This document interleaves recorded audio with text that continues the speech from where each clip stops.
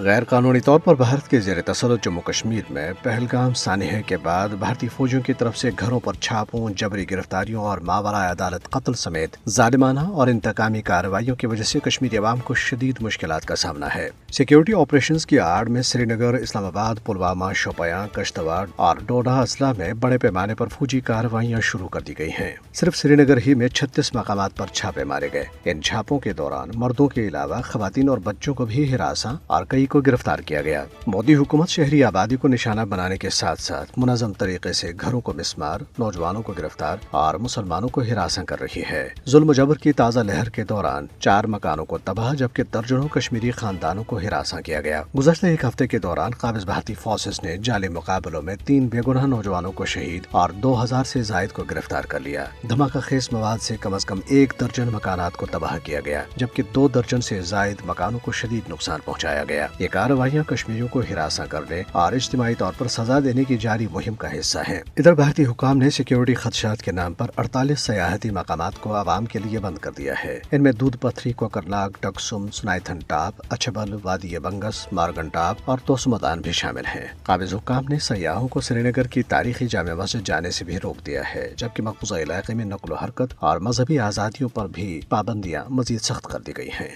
ادھر بھارت بھر میں کشمیری طلبہ، تاجروں اور مزدوروں کو نشانہ بنائے جانے کا سلسلہ بھی جاری ہے۔ ریپ کیپٹل کے نام سے مشہور نئی دلی کی جامعہ ملیہ اسلامیہ یونیورسٹی میں ایم اے کی ایک کشمیری طالبہ پر جنسی حملہ کیا گیا۔ پولیس نے واقعے کی تصدیق اور شکایت درج کرا لی ہے، تاہم ابھی تک مجرموں کو گرفتار نہیں کیا گیا۔ کل جماعتی حریت کانفرنس نے بھارت کی مختلف ریاستوں میں مقیم کشمیری طلبہ اور تاجروں کے بڑھتے ہوئے عدم تحفظ پر شدید تشویش کا اظہار کرتے ہوئے کہا ہے کہ یہ مظالم اور انسانی حقوق کی سنگین خلاف ورزیاں عالمی برادری سے تقاضا کرتی ہیں کہ وہ فوری طور پر مداخلت کر کے بھارت کو جواب دہ ٹھہرائے۔ حریت ترجمان ایڈوکیٹ عبدالرشید منہاس نے سری نگر میں جاری ایک بیان میں کہا ہے کہ بی جے پی، آر ایس ایس اور ان سے وابستہ دیگر ہندوتو تنظیموں کی طرف سے پیدا کردہ فرقہ وارانہ ماحول نے بھارت میں مقیم کشمیریوں میں خوف، دہشت اور احساس عدم تحفظ کو بڑھا دیا ہے۔ حریت ترجمان نے کہا ہے کہ خطے میں پائیدار امن اقوام متحدہ کی قراردادوں اور کشمیری عوام کی امنگوں کے مطابق تنازع کشمیر کے حل ہی میں مضمر ہے۔